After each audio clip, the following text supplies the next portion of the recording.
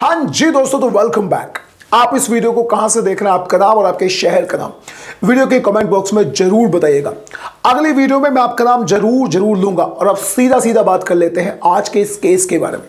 तो इस केस की पूरी डिटेल्स के लिए मैं आपको लेकर चलता हूं उत्तर प्रदेश के एक शहर में जिसका नाम है कासगंज।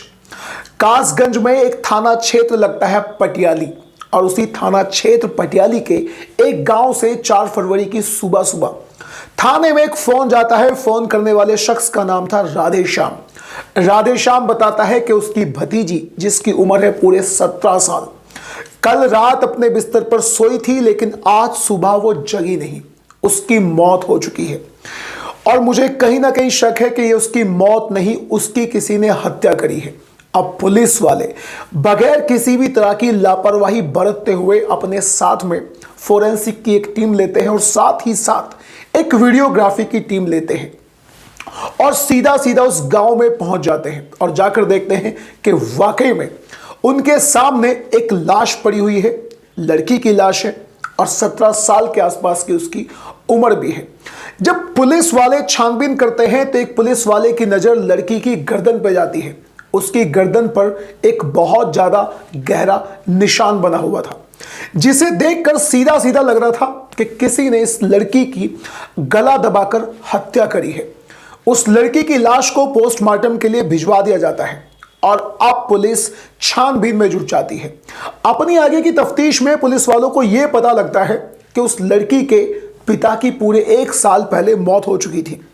अब वो लड़की अपनी मां और अपने 19 साल के भाई, जिसका नाम है संजू, उसके साथ रहा करती थी। लेकिन इत्तेफाक से उस लड़की की मां उसकी मौत वाले दिन घर पर नहीं थी, क्योंकि वो अपनी नंद के हस्बैंड को देखने के लिए एक गांव जिसका नाम है गंज डुंडवारा, वहां पर गई हुई थी। लिहाजा वो लड़की अपने भाई संजू के साथ ही रुकी थी। अब पुलिस वालों का सीधा शक संजू पर जाता है। अब संजू से बातचीत की जाती है। पुलिस वाले अपने तरीके से संजू से बातचीत करते हैं, लेकिन संजू से बातचीत करने के बाद उनको उसकी बातों पर शक होता है। जब पुलिस वाले उसे अपना पुलिसियाई रूप दिखाते हैं, उससे सख्ती से बातचीत करते हैं, तो फिर वो एक ऐसा राज खोलता है जिसको जिसने भी सुना हर इंसान हैरत में पड़ गया। रिश्तों पर से हर व्यक्ति का पूरी तरह से विश्वास उड़ गया, क्योंकि ये उसने एक ऐसा कारनामा किया था जिसे इस समाज में किसी भी अंदाज में स्वीकार नहीं किया जा सकता। असल में वो बताता है कि 3 फरवरी की रात को उसी ने अपनी बहन का गला दबाकर कत्ल किया है। लेकिन उससे भी ज्यादा खतरनाक इस कारनामे के पीछे का कारण है। असल में वो बताता है, संजू बताता है, 19 साल उसकी उम्र है और वो अपने मोबाइल में पोर्न वीडियोस देखने का बहुत ज्यादा लती है।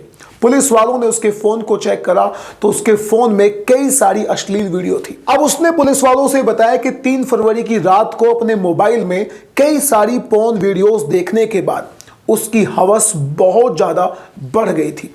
वो अपनी बहन के पास आकर लेट जाता है और आनंद फानंद में अपनी हवस पर किसी भी अंदाज में कंट्रोल नहीं कर पाता और वो अपनी बहन के साथ एक ऐसा कांड कर देता है जो वाकई में इस समाज को शर्मसार करने वाला है। जिसने भी सुना उसकी आंखें झुक गई। वो अपनी बहन का रेप कर डालता है। जब उसे होश आता है, अपनी हवस, उसकी जो हवस थी उसका भूत उसके ऊपर से उतर जाता है, तो उसे होश आता है, उसे पता चलता है कि ये उसने क्या कर दिया। उसने एक ऐसा कांड कर दिया, अगर समाज में उसका पता चल गया तो उसकी थू हो जाएगी। वो कहीं भी मुंह दिखाने के लायक नहीं रहेगा, लोग उससे बातचीत करना बंद कर देंगे। बस इसी डर के मारे वो अपनी बहन का गला दबाना शुरू कर देता है और उसके गले को जब तक दबाता है जब तक उसकी बहन की मौत नहीं हो जाती। और इस तरह से 19 साल का संजू अपनी 17 साल की बहन की सबसे पहले इज्जत लेता है, उसकी इज्जत उतारता है, उसके साथ रेप करता है और उसके बाद गला दबाकर उसकी हत्या कर डालता है। इस केस को संभालने वाले एसपी, जिनका नाम है रजत कौशिक, उनका कहना है कि इस लड़के के ऊपर सख्त से भी ज्यादा सख्त केस लगाया जाएगा और फिर उसको कड़ी से कड़ी सजा दिलाई जाएगी। लेकिन दोस्तों, सवाल ये नहीं है, सवाल ये है कि हमारे समाज में ऐसे कारनामे ठीक है क्या? क्या एक लड़के का अपनी बहन के साथ बलात्कार करना ठीक है? किस हद तक आप इस बात को जायज ठहराएंगे? आखिर ये चीजें कब बंद होगी? आप मुझे अपनी राय कमेंट बॉक्स में जरूर बताइएगा। और अगर आपको क्राइम स्टोरी सुनना अच्छा लगता है then do subscribe to this channel.